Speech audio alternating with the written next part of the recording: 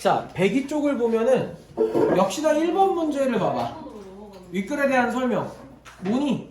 전개 방식 물어보고 있거든. 근데 지금 선지를 가만히 보면은 2번에 보이스가 주장한 예술 개념에 대해 설명하고 의를 밝히고 있다. 이거 나오면 무조건 마지막 단락 보라고 얘기했거든. 인문 단락에서. 지금 봐라. 보이스의 사회적인 조각은 사회 변화를 지향하며 어떤 이데올로기에도 얽매이지 않고 인간의 창의성과 따뜻한 감정인 온기에 의해 움직이는 걸 얘기한다. 인간이라면 누구든 주어진 현실에서 사회 구성원으로서의 제 몫을 다할 때 예술가가 될 수 있고, 이들이 만든 사회적인 조각은 모든 인간을 위해 존재하는 따스한 조각이 된다. 공동체에 따스한 온기가 스며든다면 일종의 치유 과정을 통해 현대사회가 차갑고 경직된 모습에서 벗어나 인간의 영혼과 삶을 촉진하는 모습으로 변화하리라는 게 보이스의 생각이었다. 이를 위해 보이스는 모든 인간은 사회 공동체의 구성원으로서 책임을 느끼고 각자의 창의성을 발휘해 사회 발전에 기여하기 노력해야 한다고 보았다. 현대 미술사에서 보이스는 이데올로기 인간을 종속시키고자 시대에 맞선 인물로서 플럭서스의 자유로운 예술운동의 흐름 속에 창의적 인간을 발견하고 이를 예술에 이해하는 중요한 개념으로 삼았다. 1번다? 2번이네. 의를 밝히고 있네.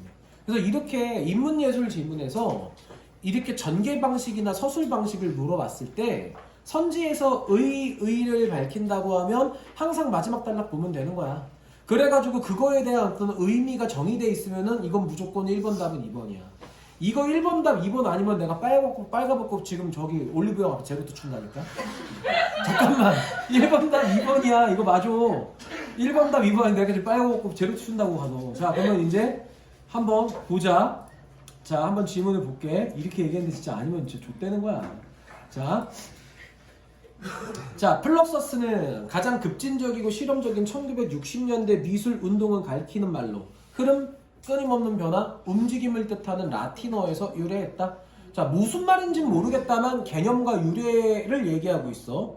끊임없이 움직인다는 플럭서스의 의미처럼 플럭서스 운동에 참여했던 다양한 분야의 다양한 국적을 가진 예술가들은 밑줄 쳐봐 어떤 공통된 원칙이나 합의된 프로그램을 갖지 않고까지 다만 예술의 범위가 관습적으로 생각했던 것보다 훨씬 넓다든지 예술을 비롯한 몇몇 낡은 기존 범주들이 더 이상 쓸모 없어졌다는 깨달음을 공유하고 있을 뿐이었다. 그럼 봐라. 깨달음을 공유하고 있었을 뿐 밑줄 쳐. 그러면 플럭서스 운동에 참여한 예술가들에게 어떤 공통된 원칙이나 합의된 프로그램은 없었대. 그냥 깨달음만 공유하고 있었대. 그럼 얘네는 공동의 목표를 위해 서로 협력하는 집단은 아닌 거야. 왜냐면은 공통된 원칙이나 합의된 프로그램이 없다는 건 얘네가 그걸 위해 연대한 게 아니라는 거니까.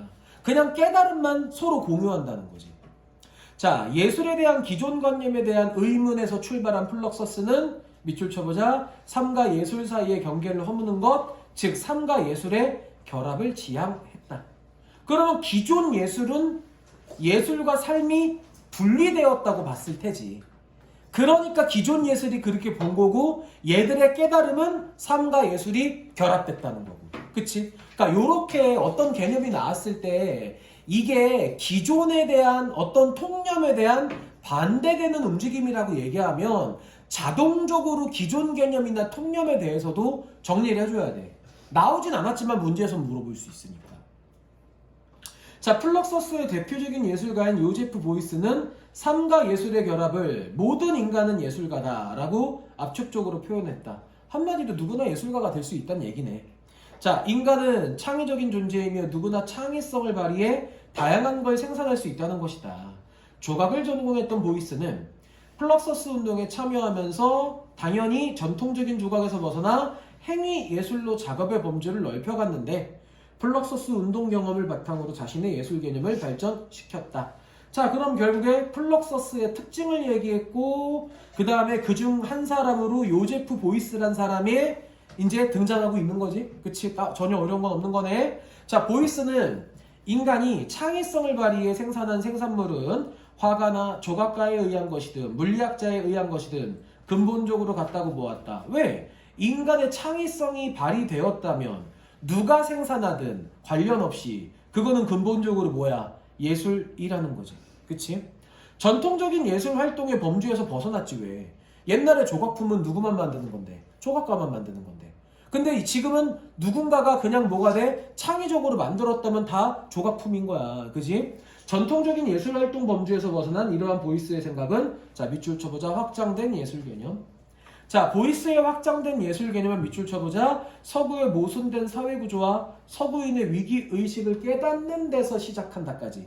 그러면 확장된 예술 개념의 출발점이 여기래. 그치? 자, 산업혁명 이후 서구 사회는 구조적인 면에서 총체적인 변화를 맞이하고 밑줄 쳐보자. 자본주의의 발달은 물질 만능주의를 불러왔으며 사회구조는 전문적으로 세분화되었다까지. 그 결과 밑줄 쳐보자. 개인은 사회로부터 고립되고 정신과 영혼은 황폐해졌다는 것.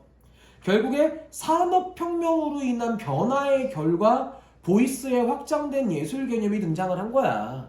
그런데 그 산업혁명 이후에 어떤 결과인 거야? 어떤 부정적인 결과로 등장을 하게 된 거지. 그치? 보이스의 깨달음은 자 밑줄 쳐봐. 예술을 통해 사회를 변화시키겠다까지 이어지고 이를 위해 삶의 현장인 사회의 구조와 밑줄 쳐봐. 삶의 현장인 사회의 구조와 형태에 적용하는 확장된 예술 개념을 끌어낸다. 자, 확장된 예술 개념에 따라 여기도 밑줄 쳐볼래? 기존의 장르 개념에서 벗어나 인간의 삶에 유익한 사회를 만들어가는 사회적 조각으로 발전한다까지. 사회적 조각은 여기 밑줄 쳐보자. 박물관이나 미술관에 전시되는 가시적이고 물질적인 예술작품에서 벗어나 계속 기존의 구태의연한 삶의 형태를 새롭게 변화시키는 사회의 모든 인간행위, 직업, 인간관계 등을 포함한다. 그러면 지금 보니까 보이스의 확장된 예술 개념이 일단 누구든 뭐가 되는 거야? 창의성을 발휘해 만들면 다 예술로 본 거야. 그지? 근데 이런 생각의 출발점은 서구의 모순된 사회구조와 위기의식을 깨닫는 데서 출발한 거야. 바로 산업혁명의 부정적인 면에서부터 출발했다는 거지. 그치? 그지? 그래서 이렇게 확장된 예술 개념으로서 예술을 통해 사회를 변화시키고자 했고, 그래가지고 삶의 현장인 사회의 구조와 형태에 적용했어. 그치? 이른바 사회적인 조각이라는 개념으로. 기존의 구태의연한 삶의 형태를 벗어나 사회의 모든 인간행위, 직업, 인간관계 등을 포함한 개념이라는 건데, 그럼 이제 우리가 궁극적인 의문점을 품을 수 있는 건 그게 뭔데가 되는 거지. 그게 뭔데. 근데 참 EBS가 이런 면에서는 또 안 좋은 게 너무 문제 내기 좋은 글을 갖고 왔는데 그림이 없어. 지문에도 없고 문제에도 없어. 만약에 너네가 EBS에서 이런 지문이 연계되잖아. 99%의 확률로 이 사람의 작품이 그림에 주어져. 그리고 기존의 작품이 문제에 있어. 비교하는 문제가 나온다. 뭐가 사회성을 반영하지 못하고 어떤 점에서 사회성을 반영하고 뭐가 확장됐는지 당연히 그림으로 물어보겠지. 그치? 자, 보이스는 또한 전후 미국과 소련의 냉전 체제로 인한 동양과 서양, 자본주의와 사회주의 사이의 모순과 갈등을 직시하면서 막스의 자본이라는 개념에 주목했다.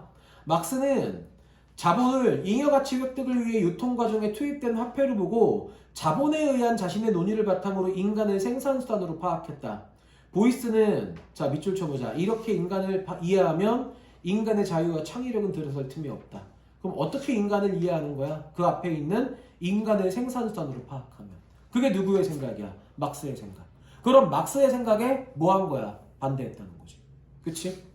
자, 이에 근거해 막스의 자본 논의에 기대고 있는 막스주의와 공산주의를 비판했다. 또한 보이스는 자본주의에 대해서도 비판했다.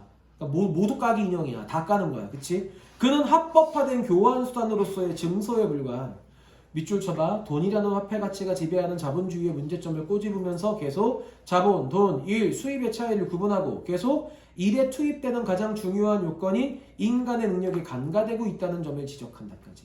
아, 자본주의의 가장 큰 문제점, 인간의 능력을 간과한다는 거야. 봐봐라. 나야 프리랜서인 학원 강사니까 보통 이제 어느 학원에서 돈을 줄 때 애들 학원비에 몇 프로를 준다더라, 아니면 시급을 준다더라, 이렇게 돈을 보고 가거든. 근데 일반적인 회사원들이 이제 어떤 업무 평가를 받을 때 얘가 어느 정도의 능력을 갖고 일을 하는지를 보통을 본단 말이야. 보통은 그게 정상이라고. 왜냐면은 같은 회사에 같은 부서에 같은 직급이면 받는 돈은 똑같을 거 아니야. 근데 새로운 부서가 만들어져.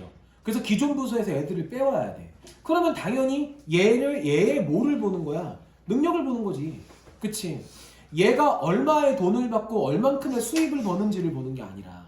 근데 당연한 건데 이게 지금 내가 얘기했을 때 너무 당연한 건데 그때 자본주의는 그러지 않았다고 얘기하고 있는 거잖아. 그지? 그에 따르면 진정한 자본은 밑줄 쳐보자. 진정한 자본은 돈이 아닌 인간의 창의성. 그 다음에 여기도 밑줄 쳐. 창의성이 발휘된 일은 수입으로 정확히 확산될 수 없는 가치를 지닌다. 자, 계속. 이를 수행하는 능력인 창의성이 자본이고 돈은 경제적 가치를 지닌 것이 될 수 없다. 경제적 가치는 여기도 밑줄 쳐. 경제적 가치는 창의력과 생산물의 인과관계에서 비롯된다. 그럼 결국에 인간의 창의성이 자본이야.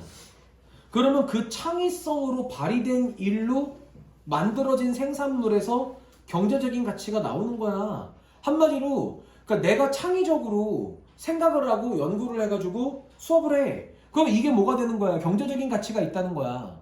그러면 돈은 경제적인 가치가 없대. 무슨 개소리인지 모르겠어. 봐봐. 더 쉽게 얘기할게. 채민이가 미대를 가려고 하잖아. 그 채민이가 3일 동안 열심히 노력해가지고 그림 그렸거든? 근데 옆에 있는 조연이 깐죽대면서 이거 5,000원 이러는 거야. 그럼 어떨까? 벌써부터 주먹을 부르짖고 있네. 그치? 감정이입이 너무 되는 거잖아. 그러면 안 된다는 거지. 그치? 자, 이러한 논의를 바탕으로 그는 확장된 예술 개념인 자바라 예술 이퀄 자본이라는 공식을 도출했다. 왜? 왜 예술이 자본이야? 경제적인 가치는 창의력과 생산물의 인과관계에서 비롯되고 그 위에 이를 수행하는 능력인 창의성이 자본이니까. 그럼 예술에 뭐가 반영돼 있어? 인간의 창의력이 반영돼 있는 생산물인 거지. 그러니까 예술이 뭐가 되는 거야? 자본이 되는 거야. 밑도 끝도 없이 갑자기 예술은 자본이다 라고 얘기하면 왜? 라는 질문을 궁극적으로 던져야 되고 그리고 거의 내가 맨날 하는 얘기가 단락의 끝에 중심 내용이 있는 경우가 많기 때문에 이렇게 단락의 끝에 중심 내용이 있으면 그 위로 거꾸로 올라가면서 왜 그 중심 내용이 나왔는지를 거슬러 올라가서 정리하라고 얘기했다? 그러면 예술이 자본이라는 공식이 도출된 건 결국에 예술은 인간의 창의성이 반영된 생산물이기 때문에 그걸 뭐로 본 거야? 자본으로 봤다는 거지. 그치? 자, 그러면 돈은 뭐야? 교환 수단의 증서. 그치? 경제적 가치가 없어. 그치? 그 다음에 일은 창의성이 발휘된 대상이야. 그 다음에 수입은 창의성이 발휘된 일의 가치를 환산할 수가 없는 거야. 그러니까 예를 들어 세연이가 예술가인데 열심히 창의성을 발휘해서 무언가를 만들어냈는데 그거를 뒤에 있는 정수환이 뭐가 되는 거야? 그냥 그 경제적인 가치를 환산해가지고 돈으로 주는 거야. 그럼 세연이가 만족을 하지? 못하겠지. 왜? 나의 창의성은 그 정도의 돈으로 환산될 수 없다고 생각을 할 테니까. 그치? 그러니까 자본주의의 문제점은 인간의 창의성을 제대로 반영하지 못한다가 된다는 거지. 그치? 자, 보이스의 사회적인 조각은 밑줄 쳐보자. 사회적인 변화의 지향. 이건 뭐 아까 얘기했던 거랑 똑같은 거네. 그 다음에 어떤 이데올로기에도 얽매이지 않고 인간의 창의성과 따뜻한 감정인 온기에 의해 움직이는 걸 의미한다. 아우, 너무 교과서적이다. 인간이라면 누구든 주어진 현실에서 사회구성원으로서 제 몫을 다할 때 예술가가 될 수 있으며 이게 앞선 단락에서 모든 인간이 예술가라는 보이스의 말이지. 자, 이들이 만든 사회적 조각은 봐봐라. 모든 인간을 위해 존재하는 따스한 조각이 된다. 공동체에 따스한 온기가 스며든다며 일종의 치유 과정을 통해 현대사회가 차갑고 경직된 모습에서 벗어나 인간의 영혼과 삶을 촉진하는 모습으로 변화하리라는 것이 보이스의 생각이었다. 아, 이건 왜 아까 마지막 단락만 읽었을 때 그냥 의가 나왔으니까 답을 골랐는데 왜 이런 얘기를 했는지가 이제 앞에 걸 읽어보니까 알 수 있는 거네. 결국에 맨 마지막에 넘어가면 이데올로기에 인간을 종속시키고자 하는 시대에 맞섰다는 거야. 그 이데올로기가 자본주의든 사회주의든. 그치? 그래가지고 뭐가 되는 거야? 예술 속에서 창의적인 인간을 발견하고 예술을 이해하는 중요한 개념으로 삼았다. 이게 바로 현대미술사의 보이스가 남긴 의미가 되는 건데, 자, 글 자체는 전혀 어렵지는 않거든. 글 자체는 전혀 어렵지 않은데 다만 그림이 없기 때문에 요런 유형의 문제는 연계가 되면은 무조건 그림이 나올 수 있다가 되는 거야. 그래서 우리는 4번, 5번 두 문제를 풀고 그 다음 마지막 지문으로 넘어가 볼게.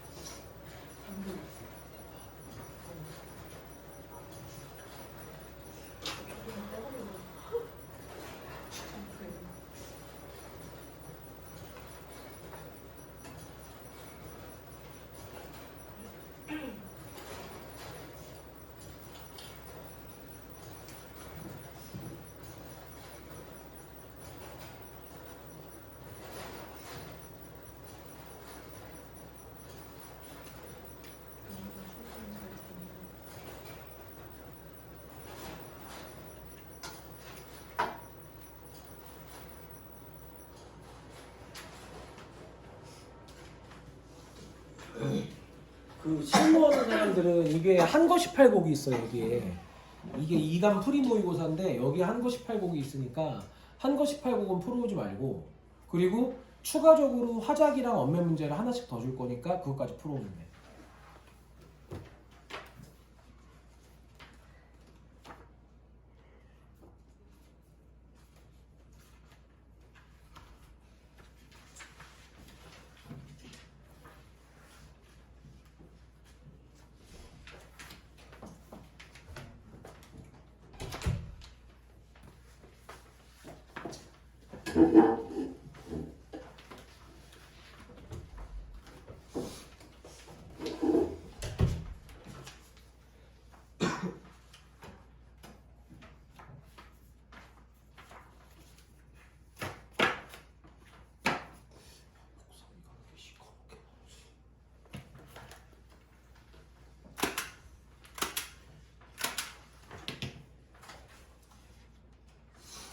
은조 들어오면은 답 맞추고 그 다음 질문 해볼게.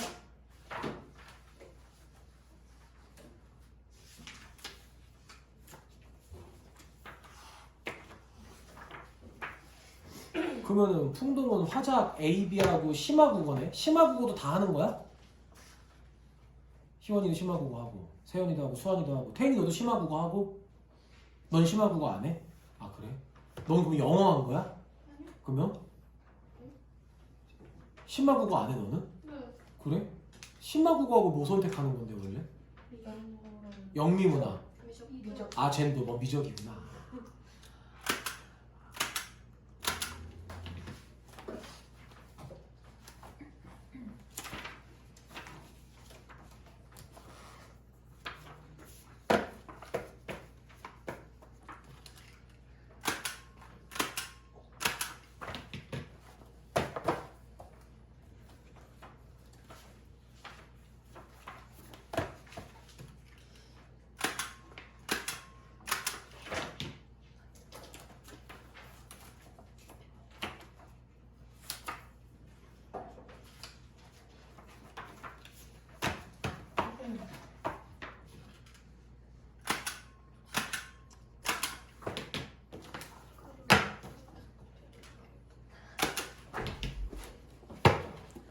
자 맞춰볼까? 근데 야 예은이 그러면은 이거 받으러 올 시간 있나 오늘? 없겠지? 미술 끝나고? 있을걸요? 그래? 6시에 끝나고. 6시에 끝난다고? 내가 오늘 10시 20분까지 있으니까 들러서 받아가러 갈까 오늘? 자 우리 한번 이거 맞춰볼게. 먼저 4번 보자. 보이스에 따르면 돈은 아까도 얘기했다시피 뭐야? 화폐수단. 그러니까 화폐수단이래.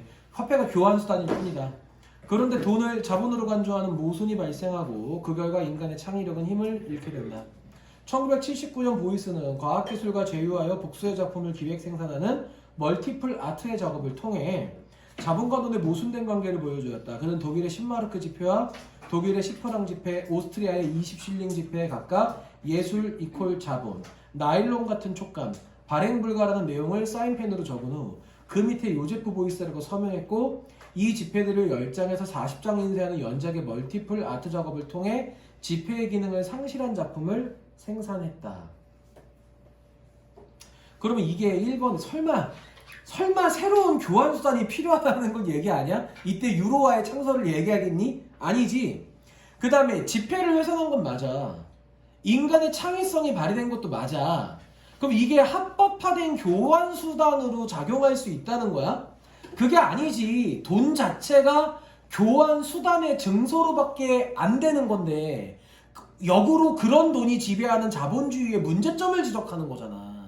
그러니까 2번도 아니고 3번에 자기가 서명한 지폐를 여러 장 인쇄하여 예술 작품이 수입으로 정확히 환산될 수 있다는 거야? 그런 얘기는 완전 아닌 거지. 4번에 보이스는 돈에 대한 메시지를 지폐에 써서 돈의 경제적 가치가 어떻게 인간의 창의력과 생산물의 인과관계냐? 그치? 결국 답은 5번이지. 아까 얘기했다시피 종이 지폐는 교환 수단이지 자본이 될 수 없지. 왜? 자본은 예술이니까. 그 개념만 알면 풀 수 있는 거고. 5번에 그림 대신에 계속 이런 걸 물어보네. 1982년 6월 19일 독일의 중부도시 카셀에서 5년마다 개최되는 세계 최대 규모의 국제미술 행사인 도쿠멘타의 개막에 맞춰 행사장 본관 앞 광장에 현무암 기둥 7,000개를 물여놓고 그 돌무더기의 끝에 한 그루의 떡갈나무를 심었습니다. 그의 기획은 도시 전체 7,000그루의 떡갈나무를 심는 것이었는데요. 나무를 한 그루 심을 때마다 현무암 기둥도 그 옆으로 옮겼습니다. 마지막 7,000그루 지나면은 1987년에 열린 도쿠멘타 개막일에 심어졌습니다. 이때 보이스님이 세상을 떠난 뒤였습니다. 지금 카스텔에는 그때 심은 나무들이 다 울창한 가로수를 이뤘습니다. 보이스는 평범한 개인들이 예술가가 되어 창의력을 발휘하면 사회 전체가 위대한 예술품이 되는 혁명을 이룬다 믿었습니다. 그래서 허황된 이상주의자라는 비판도 받았죠. 그러나 콘크리트로 뒤덮였던 도시를 관통하는 푸른 숲길은 허황된 이상이 현실이 된 놀라운 모습을 보여줍니다. 자, 그러면 지금 보니까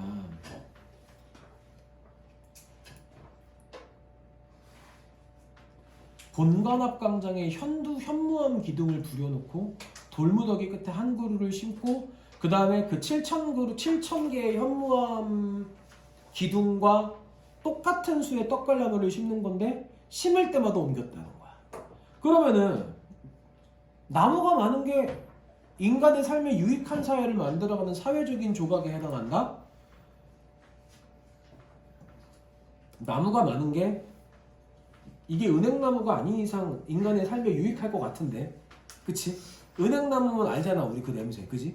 그러니까 맞는 것 같고, 그 다음에 보이스의 이상이 결국에 현실이 됐지. 그러니까 당대 이데올로기를 구현하는 인간의 가치를 드러낸 것도 맞고, 나무 7,000그루를 심어 만들어진 푸른 숲길이 모든 인간을 위해 존재하는 따스한 조각이 되었다라고 평가할 수 있지. 그치? 그렇지 않나? 근데 지금 봐라, 2번? 아니구나. 2번이 답이구나. 잘못 봤네. 당대의 이데올로기를 구현하는 게 아니구나. 미안하다. 왜냐면 잘못 봤네. 왜냐면 마지막 단락에 보면은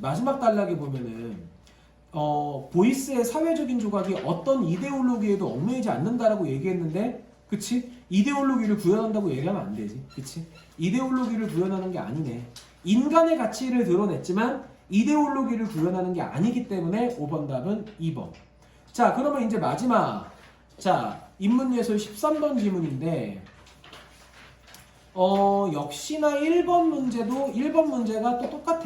전개 방식을 물어보고 있는 문제야. 전개 방식을 물어보고 있는 문제인데, 지금 선지를 보니까 1, 2, 5번이 회화와 음악에 대한 얘기고, 그 다음에 2, 3, 4번이 공간에 대한 이야기가 나오고 있거든.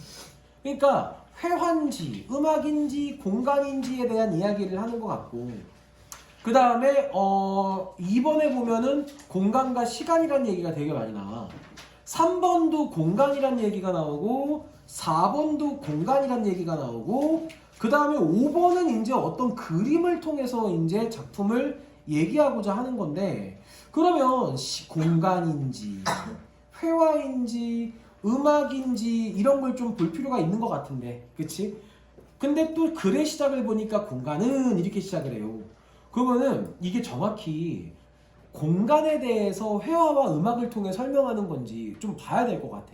왜냐면 너무 대충 봐서 아무것도 모르겠고 지금 전혀 어떤 힌트를 잡아낼 수도 없어. 좀 애매하게 그러니까 문제를 통해서 일단은 글을 안 읽고 좀 풀만한 내용이 없는 것 같은데, 자, 그럼 어쩔 수 없지. 봐야지.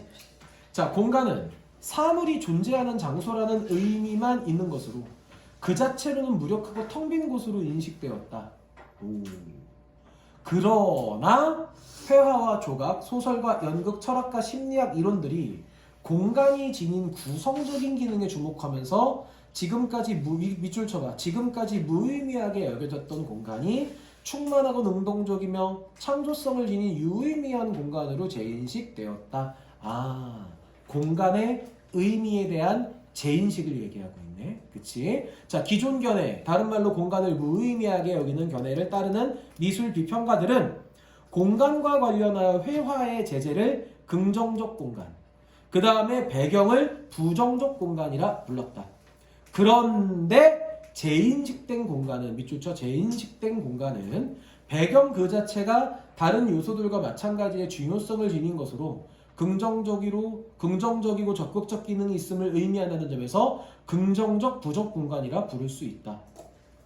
그러면 긍정적이라는 거는 재인식을 통해 새로운 의미를 부여한 거고, 그 다음에 부정 공간은 당연히 뭐가 되는 거야? 기존 인식이지. 그러니까 기존 인식은 배경을 부정 공간으로만 봤지만 지금 공간의 인식에 대한 변화는 기존의 부정 공간으로 본 걸 긍정적 부정 공간으로 봤다는 거야. 그럼 부정 공간에 주목하면 안 되는 거지. 기존의 부정 공간으로 본 거를 긍정적으로 보고 이런 이름을 붙였다는 게 중요한 거야. 그러니까 빡대가리들은 긍정적 부정 공간이니까 아 부정. 아니 씨발 기존의 부정 공간이라고 불렀던 걸 긍정 알아? 기존에 만약에 부정 공간을 그냥 만약에 부정 공간을 마우스라고 불렀다 그쵸? 기존에 부정 공간이 마우스야. 그럼 지금 뭐라고 부른다는 거야? 긍정적 마우스라고 부른다는 거잖아. 그럼 마우스를 부정으로 본다는 거야? 아닌 거지. 근데 왜 자꾸 부정에 주목하냐고. 자, 그럼 첫 단락은 공간의 의미를 재인식했다고 얘기하고 있어. 그러면 그 다음에 회화에서 대기에 대한 인상을 표현함으로써 텅 빈 곳으로 인식되던 공간에 의미를 부여한 인상파 화가들은 이러한 긍정적 부정 공간, 즉 재인식된 공간을 통해 이전의 관습과 첨예하게 대립했다. 인상파 화가들은 밑줄 쳐 태양, 빛, 안개, 황혼 등의 배경을 섬세하게 표현하면서 이들을 제재와 융합했다. 왜? 이전의 관습은 배경은 스키다시로 여긴 거니까. 배경을 스키다시로 여긴다는 얘기는 그냥 조금 더 아는 척을 하자면 원근감이 없을 때를 얘기하는 거야. 원근감이 없으니까 모든 걸 다 똑같이 그려버리는 거지. 봐봐라. 태인아, 네가 거기서 보는 세연이 머리하고 내 머리하고 크기가 똑같아 보이나? 잘 생각하고 얘기해야 돼. 거기서 봤을 때 세연이하고 내 얼굴 크기가 똑같아 보여? 그래, 잘 생각했어. 맞아. 왜? 내가 멀리 있으니까 똑같아 보이나? 근데 이렇게 있으면 씨발 내가 두 배잖아. 그잖아.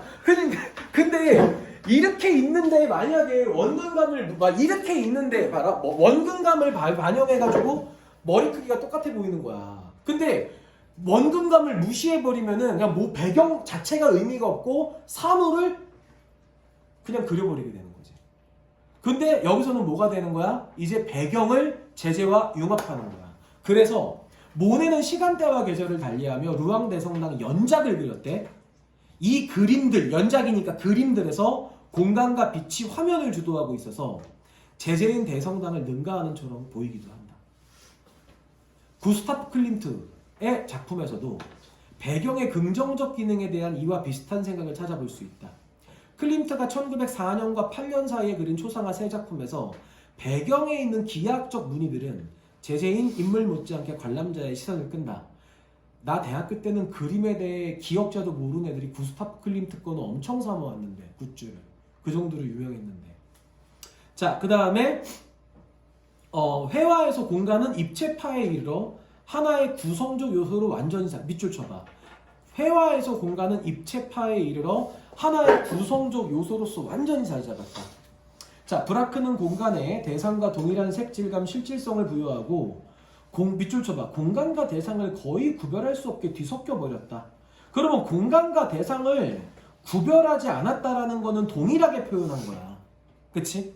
그래가지고 공간의 구성적인 기능을 강조했다는 건데, 자, 브라크의 노르망디 항구에서 바다와 하늘 그리고 그려진 대상들 간의 공간들은 대상으로서의 등대, 부두, 배, 돛과 동일하게 조각난 요소들로 표현되어 있다. 그러면 공간은 바다와 하늘과 그 다음에 대상들 사이가 될 텐데, 그 공간과 대상인 등대, 부두, 돛이 모두 동일하다는 거야. 그지? 브라크는 입체파의 매력에 대해 자신이 감각한 새로운 공간을 구현하는 것. 밑줄 쳐. 자신이 감각한 새로운 공간을 구현하는 것. 자연 안에서 밑줄 쳐봐. 감촉할 수 있는 공간을 발견까지. 그 다음에 여기도 밑줄 쳐. 대상 주변에서 느껴지는 움직임, 지형에 대한 느낌, 사물들 사이의 거리를 표현하고자 했다. 그러면 지금 봐봐라. 모네는 인상파 화가야. 모네는 인상파 화가고, 지금 구스타프 클림트 같은 경우에는 사실 인상파 화가가 아니야. 그 다음에 이제 입체파는 누군 거야? 여기 나오는 브라크가 되는 거지. 아, 브리크인지 브라크인지. 그럼 어쨌든간 인상파 화가와 클림트와 브리크의 공간에 대해서 각각 얘기하고 있는 거야. 그치? 그러면은 지금 봐봐라. 그러면 이게 지금 회화에서의 뭐의 변화가 되는 거니? 회화에서 공간의 변화에 대한 이야기를 하고 있는 거지. 먼저 전통 회화에서의 공간, 별다른 의미 부여하지 않았다. 그 다음에 뭐가 되는 거야? 인상파의 공간, 의미 부여했지. 클림트의 공간, 의미 부여했지. 입체파의 공간, 의미 부여했잖아. 그러면은 회화에서 공간에 대한 인식 변화가 나타나고 있는 거거든. 근데 1번 문제를 보면은 음악이 있단 말이야. 뒤에 음악이 있겠지. 아직 답을 못 찾겠네. 자, 회화에서 대상과 공간 간의 관계는 밑줄 쳐봐. 대상과 공간의 관계는 음악에서 소리와 침묵의 관계로 치환할 수 있다. 자, 음악에서 자 보자. 침묵은 밑줄 쳐. 침묵은 소리와 리듬을 인식하기 위한 요소이다까지. 음악사 전반에 걸쳐 침묵이 중요한 의미를 지니온 건 사실이지만 밑줄 쳐봐. 기존의 음악에서 침묵은 일반적으로 악장의 끝부분에 놓여 다만 악장과 악장을 구별지었을 뿐. 그럼 기존 음악에서 침묵은 악장과 악장을 구별하는 기능밖에 없었어. 그런데 침묵의 기능을 강조한 새로운 음악에서 밑줄 쳐. 악절 중간에 갑자기 휴지가 등장함으로써 침묵이 음악 구성에서 더욱 강력한 역할을 수행까지. 자, 그래서 그 예를 들겠네. 드뷔시의 목신의 오후 전주곡은 말라르메의 시 목신의 오후에서 받은 느낌을 음악으로 표현한 것이었다. 플룻독주의 음들은 목신이 걷다가 멈추고 멈추었다가 다시 출발하는 발걸음처럼 들린다. 특히 악절 중간에 자주 나타나는 휴지들을 통해 목신의 움직임을 인상적으로 표현하고 있다.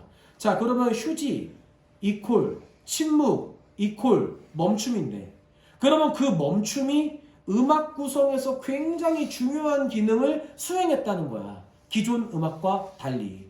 그럼 기존 회화에서 공간은 그렇게 중요시되지 않았지만 지금 누구야? 이름을 또 까먹었어. 인상파 화가와 클림트와 브라크에서는 공간의 중요성이 대두되기 시작했고, 그 다음에 음악에서도 침묵은 예전에는 악장과 악장 사이를 구분하는 기능에 불과했지만 드뷔시의 음악에서는 뭐가 되는 거야? 침묵이 음악 구성에서 굉장히 중요한 역할을 수행하고 있다는 거잖아. 그치? 그럼 봐라. 회화에서의 공간, 음악에서의 침묵은 다른 말로 뭐가 되는 거야? 연주가 되는 시간이란 말이야. 그럼 연주 시간이 아무것도 연주되지 않고 멈추는 게 침묵이라는 거니까. 그러면 1번, 답은 2번이겠네. 회화와 음악에서의 변화를 중심으로 공간과 시간에 대한 새로운 인식을 얘기하고 있네. 여기까지 읽으니까 알겠네. 자, 그 다음에 4단락 보자. 현대음악의 작곡가들은 사상 유례가 없을 정도로 의식적으로 그리고 두드러지게 침묵을 사용하기 시작했다. 로저 셰퍼근 스트라빈스키의 1910년 작품 불새에서의 피날레에는 음악 작품에서 찾아보기 힘든 몇 번의 침묵이 들어있다고 지적했다. 밑줄 쳐. 침묵은 긍정적인 부정적 시간이다. 이게 뭐가 돼? 회화의 긍정적 부정 공간이라고 보면 되는 거지. 한마디로 침묵의 새로운 의미인 거네. 그지? 안톤 폰 베베르는 이러한 밑줄 쳐보자 침묵의 창조성을 적극적으로 활용까지 그의 작품은 매우 간결해서 어느 악장도 1분을 넘지 않았다. 밑줄 쳐봐. 그토록 간결의 악장의 연주들이 침묵의 시간과 서로 어울리면서까지. 그럼 1분도 안 되는 시간에 침묵이 들어가 있는 거야. 숨 막힐 듯한 침묵들로 자주 그리고 아름답게 장식된다. 어떤 음악평론가는 베베른의 음악에서 휴지는 밑줄 쳐보자 정지가 아니라 리듬을 구성하는 중요한 요소임을 언급하기도 했다. 그러면 침묵을 적극적으로 활용한 예를 들고 있는 거지. 스트라빈스키와 베베른. 자, 공간과 시간에 대한 이러한 재평가는 공간-시간 경험을 주요한 것과 부차적인 것으로 양분하는 뚜렷한 구분선을 지웠다. 한마디로 공간과 시간에 대한 재평가가 이루어진 거지. 옛날에는 이분법적으로 나눴다는 건데 지금은 그렇지 않는다는 거니까 이는 물리가 왜 나와? 이는 물리학 분야에서는 충만한 물체와 텅 빈 공간 사이에, 회화에서는 제재와 배경 사이에, 음악에서는 소리와 침묵 사이에, 지각에서는 형상과 배경 사이에 그어졌던 밑줄 쳐 절대적 구분선의 붕괴로 간주될 수 있다. 자, 이처럼 텅 빈 것으로 간주해 온 것들, 다른 말로 배경과 침묵이 구성 요소의 하나로 기능한다는 인식에는 19세기 후반부터 20세기 초 서구에서 이루어진 정치적 민주주의의 진전, 귀족적 특권의 붕괴, 생활의 세속화 등과 위계의 평준화라는 점에서 공통되는 특징이 있었다. 결국 회화와 음악에서 공간과 시간에 대한 새로운 인식이 발생하게 된 거에서 말했고요. 발생한 걸 설명하고 있고 그 다음에 각각의 예를 들어서 이 예를 듣고 있는 그런 지문인데 얘도 쉬운 지문이야. 구모나 수능에서 이런 거 나오면 쉽게 풀 수 있을 거야. 그때쯤 되면 지금보다 독서 문제 푸는 게 훨씬 속도도 빨라지고 정확도가 높아질 테니까. 자, 그러면은 우리가 풀어야 되는 거는 2, 3, 4, 5 네 문제 풀고 맞춘 다음에 끝낼게.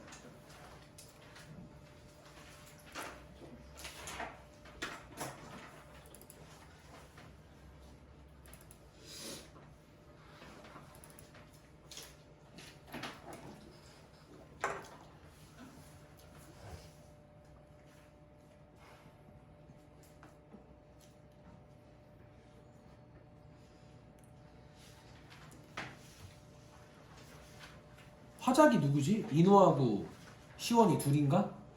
화작? 인호하고 시원이 둘이야? 잠깐만.